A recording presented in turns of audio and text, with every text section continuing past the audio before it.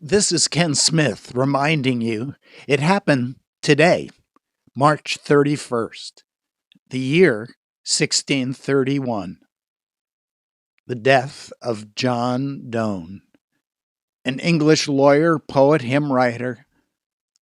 Among his most famous lines, any man's death diminishes me because I am involved in mankind and therefore never send to know for whom the bell tolls. It tolls for thee. Words that are pertinent for today, as so many around the world and in our own country face this virus. It was on this day, March 31st, 1685, that Johann Sebastian Bach, the great composer, is born. At the end of his compositions were to be found three letters, SDG, Soli Deo Gloria, only to the glory of God. It was on this day, 1889, the Eiffel Tower is officially opened. March 31st, 1918, in the midst of the great 1918 flu pandemic that would take the lives of nearly 100 million people around the world, that daylight savings began. The day, Easter Sunday, March 31st, 1918. It was on this day in 1931 an airplane crashes. Among its passengers was the head football coach, Knute Rockne, from the University of Notre Dame. It was on this day in 1933, in the midst of the Great Depression, where unemployment reached 25%, that the CCC, the Civil Conservation Corps, is established and employed some 3 million men. Over the coming years, they would plant 3 billion trees.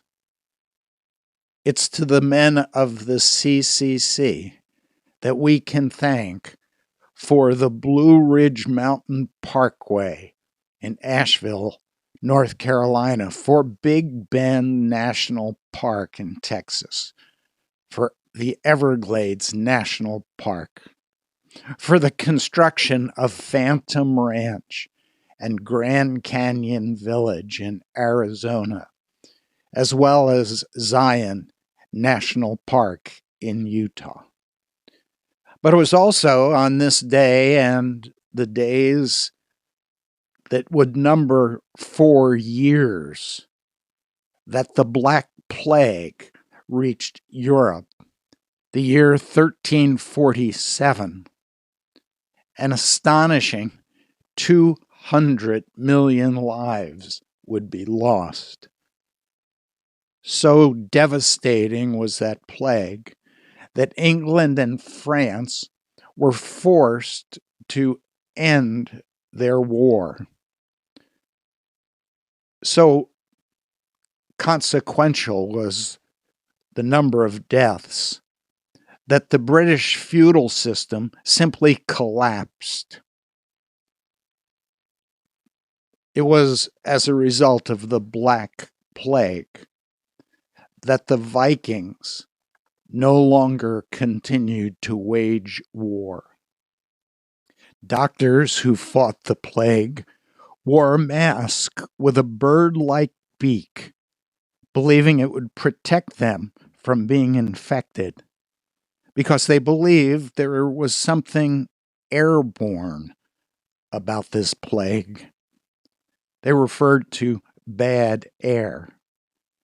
They tried a number of cures, rubbing onions, herbs, bits of pigeon, pieces of snakes, drinking vinegar, eating crushed minerals, arsenic, digesting mercury. None of it worked. How did the plague, the Black Plague, finally end? Well, the people had no scientific understanding of contagion, but they had some idea that it had something to do with proximity. And the thinking forward officials of Venice began to control the ports where newly arrived sailors came. And they placed them in isolation until they could prove they weren't sick. At first, the sailors were held on their ships for 30 days, which became known in Venetian law as a Trentino. As time went by, they increased the enforcement of isolation to 40 days, or in Italian, quarantino, the origin of the word quarantine, a practice that continues today. It was the quarantine, 40 days in isolation, that ultimately ended the Black Plague. But this is today, March 31st, 2020. In Tampa, Florida, pastor was arrested holding services in a church after detectives had held and seen 2 services where hundreds of people attended. Pastor Rodney Brown was charged with unlawful assembly. Bail set $500. He was released. Today, March 31st, 2020, nearly 20% of United States adults consider themselves religious are still attending some type of small group worship. Leading Family Research Council Tony Perkins, who gave a national address on churches gathering and said, "This is in defiance of common sense. It's irresponsible to hold a church or a small group. This is not defending religious freedom." Holding public church gatherings in the midst of a crisis like this is not a defense of religious freedom. It's a defiance of common sense and the care of your congregation. It was today Dolly Parton offered her fans a message.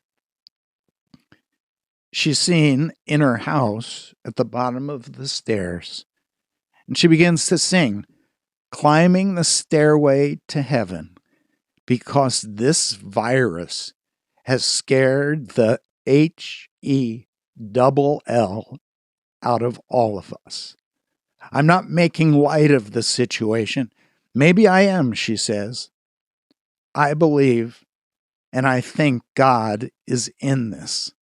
I think He's trying to hold us up to the light that we might show His love. I hope that's the lesson we're learning." This is Ken Smith reminding you it happened today, March 31st, 2020.